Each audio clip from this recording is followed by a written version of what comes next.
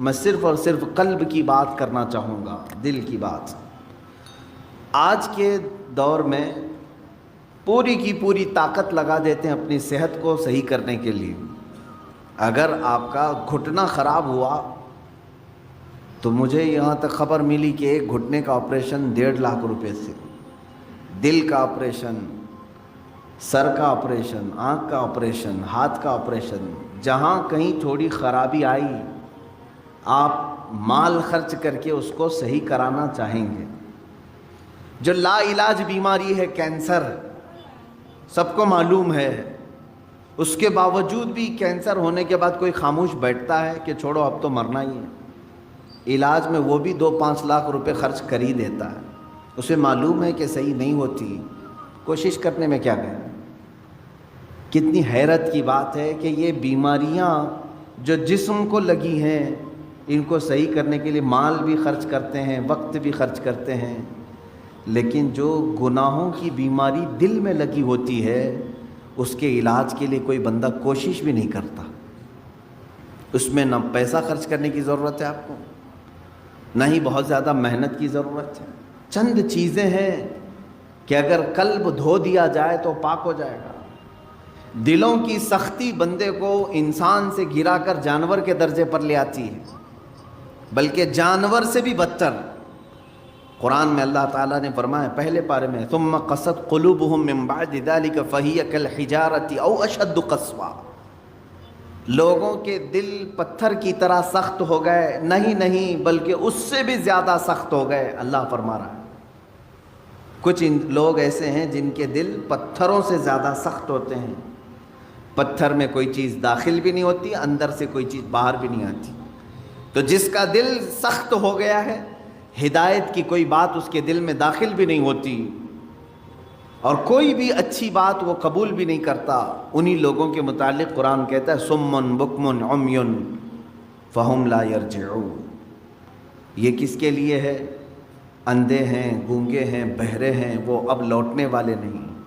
قرآن میں اللہ تعالیٰ فرماتا ہے ختم اللہ علی قلوبہم وعلی سمعہم وعلی ابصارہم غشاوہ، اللہ نے ان کے دلوں پر مہر لگا دیا، ان کی آنکھوں پر، ان کے کانوں پر پردے پڑے ہوئے ہیں، ان کے لیے دردناک عذاب ہے۔ میرے عزیزو یاد رکھو، ایک مومن کے لیے سب سے پہلی چیز قلب کا تصفیہ، دل کا علاج کرانا۔ دل کا علاج سے مراد کسی کارڈیالوجی کے پاس جا کر کے نہیں، وہ تو خون کی نالیوں کو تو صحیح کر لے گا، لیکن دل کے اندر جو گناہوں کا میل ہے اس کو کوئی کارڈیالوجی صحیح نہیں کرتا، اس کو ڈاکٹرز نہیں صحیح کریں گے۔ اور یہ بیماری نہ تمہیں ایکس رے میں بھی نظر نہیں آئی، ہاں اس کی نشانیاں بزرگوں نے بیان کی ہیں، تم خود پرکھ سکتے ہو۔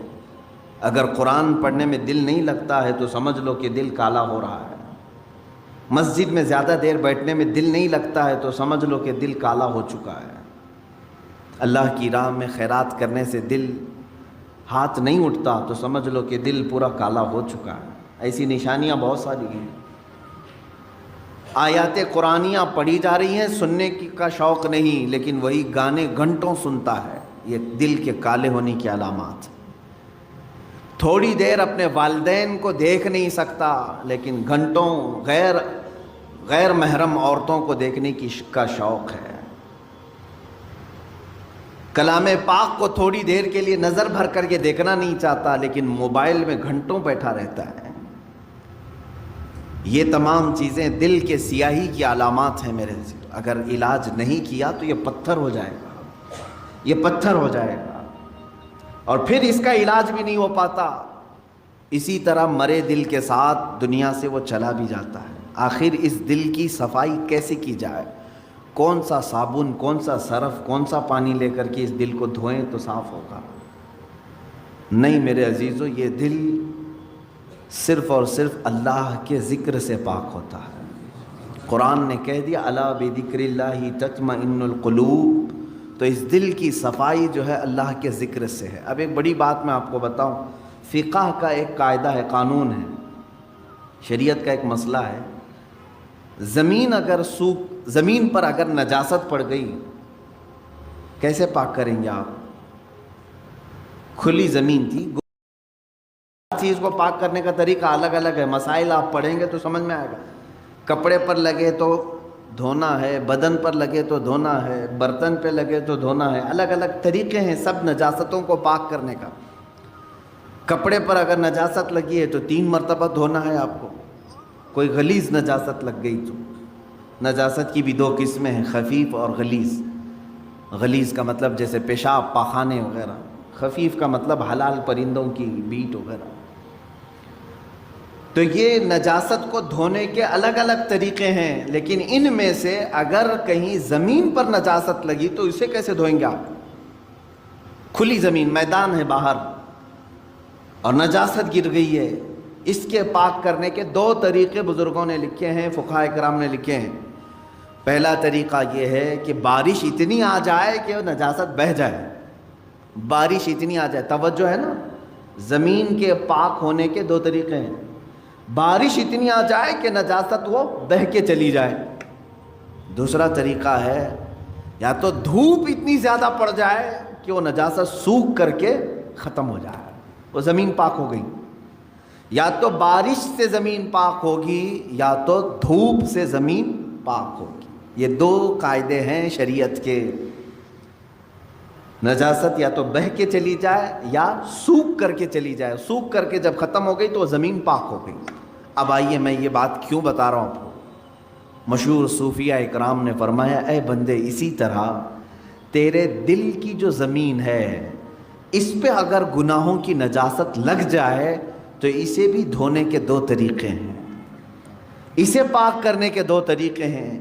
جس طرح زمین بارش کے برسنے سے پاک ہو جاتی ہے، اسی طرح تیرے دل کی زمین اللہ کے ذکر سے پاک ہوگی۔ اللہ کا ذکر برسات ہے، یہ بارش ہے، قرآن کی تلاوت بارش ہے۔ جیسے ہی بندہ ذکر کرنے لگتا ہے اس کے قلب پر اللہ کی انوار برسنا شروع ہو جاتے ہیں، وہ نجاست بہہ کے چلی جائے گی۔ اور دوسری، وہ آج کے زمانے میں مشکل ہے، اگر دل کی زمین نجاست سے ملوث ہو گئی ہے، ناپاک ہو گئی ہے، ایک طریقہ میں نے زمین کا بتایا بارش کا، دوسرا طریقہ ہے دھوپ کا۔ دل کی نجاست کو دھونے کے لیے ایک ذکر الہی کی برسات، یا تو پھر شیخ کامل کی نگاہوں کی گرمی سے، شیخ کامل کے نگاہوں کی گرمی سے نجاست پاک ہو سکتی ہے۔ یہ 2 طریقے ہیں۔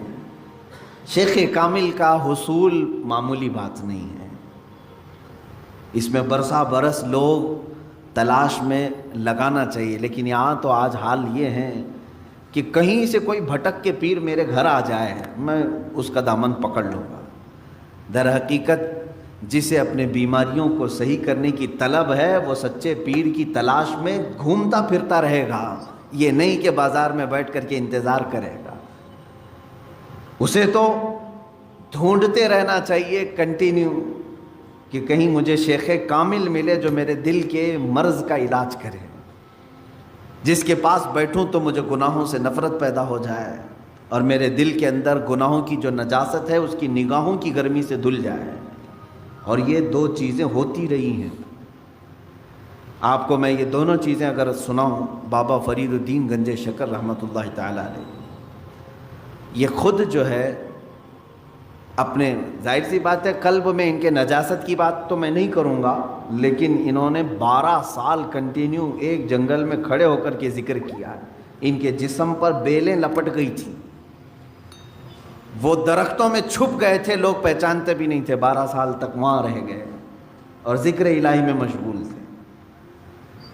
اور اس کے بعد ان کے مرید صادق محبوب الہی نظام الدین اولیاء رضی اللہ تعالی، جو حضرت خواجہ فرید الدین گنج شکر کے مرید بھی ہیں، خلیفہ بھی، محبوب الہی، ان کا حال یہ تھا کہ یہ اپنے شیخ کی نگاہوں سے، صرف بابا فرید نے صرف ان کے قلب پر نگاہ ڈالی اور ان کی دنیا بدل گئی تھی، اور پھر وہ اس راستے پر ایسے آئے کہ اپنے وقت کے قطب بن گئے۔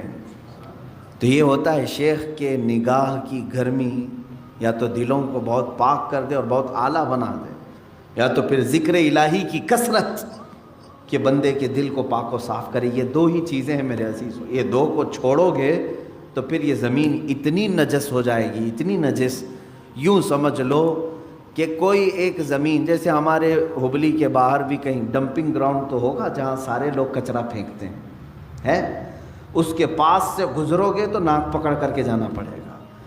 ایک وقت ہمارے دلوں کا بھی ایسا آتا ہے کہ اتنی نجاست اس میں آ جاتی ہے کہ فرشتے قریب آنے سے کراہت محسوس کرتے ہیں، نہیں آتے فرشتے۔ دلوں کی گندگی اور غلاظت اتنی بھی بڑھ سکتی ہے، کیوں؟ ہم نے کبھی دھویا ہی نہیں اس کو، گناہ پر گناہ، گناہ پر گناہ، گناہ پر گناہ ہوتے رہے لیکن دھویا کبھی نہیں، کیا ہوگا اس کا حال؟ آپ ان لوگوں کو دیکھتے ہوں گے جو سادھو وغیرہ جن کے جٹ ہوتے ہیں بال، کبھی نہیں نہاتے بیچارے، نہیں نہانے کی وجہ سے بال پورے جمع ہو جاتے، ہوتا ہے، پورے سے بال چپک کر کے مل جاتے ہیں اور پھر اتنی غلاظت اس کے اندر ہوتی ہے۔ واللہ اعلم وہ کون سے طریقے پر چلتے ہیں، کون سا دین ہے، مجھے نہیں معلوم، لیکن کنٹینیو اگر آدمی پانی بھی نہ لگائے بالوں کو تو یہ جم جاتے ہیں، ایک دوسرے سے مل جاتے ہیں اور پھر جٹ بن جاتے ہیں، کھول بھی نہیں سکو گے، زندگی بھر کاٹ کے ختم کرنا پڑے گا۔ سوچو اگر دل کو کبھی نہیں دھویا آپ نے تو اس دل کی بھی وہی کیفیت ہوتی ہے جیسے وہ بالوں کا جٹ ہے، اتنا غلیظ ہو جاتا ہے۔ اسی لیے قرآن پاک میں میرے آقا صلی اللہ علیہ وسلم کی صفت اللہ نے کیا بیان کی ہے جانتے ہیں؟ وہ رسول تمہارے درمیان آ رہا ہے، دیکھیں 3 جگہ پر آیت آئی ہے، یہ 3 جگہ پر، تینوں جگہ پر اللہ نے یہی بیان فرمایا، وہ رسول تمہارے درمیان آ رہا ہے، یعلمہم الکتاب والحکمت ویزکیہم، تمہیں کتاب اور حکمت کی تعلیم دے گا اور تمہارے دلوں کو خوب پاک کرے گا۔ حضور کی سب سے بڑی صفت اللہ نے 3 جگہ قرآن میں کیا بیان کی؟ تمہارے دلوں کو صاف کرے گا۔ دلوں کو صاف کرنا یہ میرے آقا صلی اللہ تعالیٰ علیہ وسلم کا طرہ امتیاز رہا ہے۔ وہ ایسے طبیب حاذق تھے کہ جس کے متعلق شاعر نے سچ کہا، ایک عرب نے آدمی کا بول بالا کر دیا، خاک کے ذروں کو ہمدوش ثریا کر دیا، خود نہ تھے جو راہ پر اوروں کے ہادی بن گئے، کیا نظر تھی جس نے مردوں کو مسیحا کر دیا۔ رسول کریم صلی اللہ تعالیٰ علیہ وسلم نے اپنی نگاہ نبوت سے کتنوں کو ان کے دلوں کو پاک کیا ہے۔ کئی ایسے لوگ حضور پاک صلی اللہ علیہ وسلم کی بارگاہ میں حاضر ہوئے جن کے پچھلے زمانے کو ہم آج ذکر نہیں کر سکتے،